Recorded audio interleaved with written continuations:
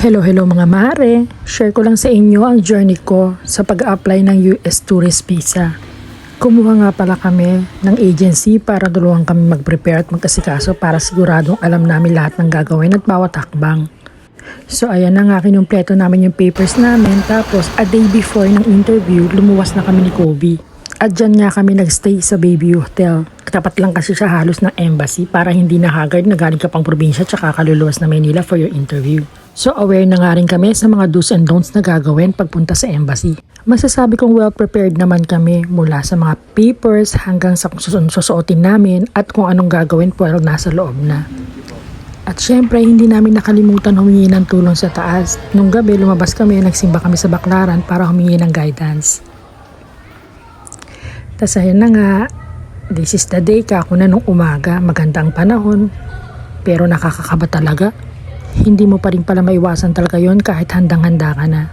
So sa mga gusto mag-apply ng visa dyan, siguraduhin yung kumpleto ang papeles nyo at handa kayo. So ayan na nga, nag-breakfast muna kami bago kami magpa-interview kasi 10 o'clock pa naman ang interview namin. Diyan na rin kami nag-breakfast sa hotel. So ayan, umaura na, yan ang aming OOTD for the interview. Kahit malapit lang yung hotel na pinagstayan namin, nag-grab pa rin kami kasi tatawid pa kami ng overpass. So ayan, nakasabay pa namin yung mga vlogger na yan. So ayan. Bawal nga pala ang video camera sa loob kaya iniwan na namin. So hanggang dyan na lang yung video. Tapos pumasok na kami sa loob. Ayun, ang pinakaiiwas-iwasan ko na matapat kami sa masungit na consul. Doon kami napatapat. Kaya sad to say, hindi kami pinalad kahit ano pa pala talagang kumpleto mo, kahit handang-handa ka, ang Lord pa rin talaga ang magde-decide kung oras na ba o hindi pa.